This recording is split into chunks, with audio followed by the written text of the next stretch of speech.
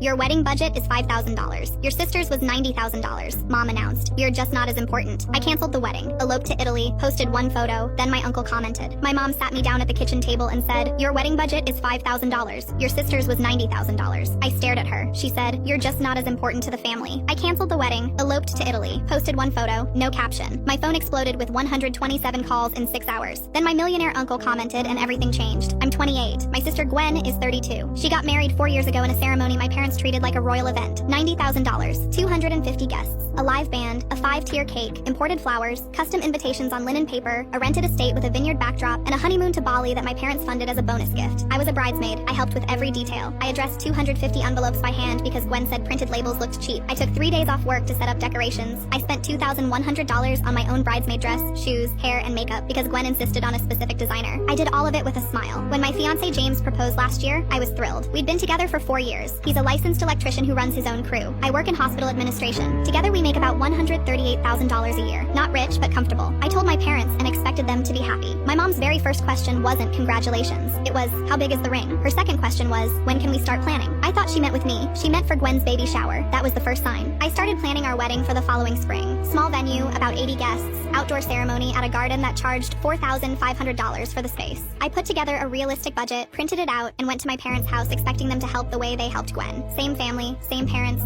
same daughter. My mom sat me down. She had a folder open. She said, "We've talked about it and we can give you $5,000. I said, "Gwen's wedding was $90,000. She said, "Gwen's wedding was different. Your father's business was doing well that year. Things are tighter now." I said, "Dad just bought a new boat 3 months ago." She didn't respond to that. Then she said the thing I'll never forget. She said, "Honestly, sweetie, you're just not as important to the family as Gwen. She was the first. Her wedding set the standard. Yours is more of a formality." I sat at that table for about 30 seconds without blinking. Then I said, "Okay." I stood up, walked to my car, and drove home. That night, I called every vendor and canceled everything. The garden, the caterer, the florist, the DJ, the photographer. I got most of my deposits back because we were still 8 months out. Then I sat on my bed, took a breath, and called James. I said, "How do you feel about eloping?" He said, "Where?" I said, "Italy." He said, "When?" I said, "Next month." We booked flights to Rome. We rented a small villa outside Florence for 4 nights. A local officiant married us in a stone courtyard overlooking olive groves. A woman from the village did my hair. James wore a linen suit he bought at a shop in Florence the day before for $180. The whole thing cost us $6,200, including flights, the villa, the ceremony, and a dinner for 2 at a restaurant where the owner gave us free wine because we told him we just got married. It was the most beautiful day of my life. When we got back, I posted one photo. Me and James in the courtyard, golden light, olive trees behind us. No caption, just the photo. Within an hour, the calls started. My mom, my dad, Gwen, my aunt, my cousin, my mom's best friend, everyone. 127 calls in 6 hours. My mom left a voicemail screaming. She said, "You got married without telling us? How could you do this to the family?" Gwen texted, "This is so selfish. Mom is devastated." My dad called and said, "You need to come over and apologize."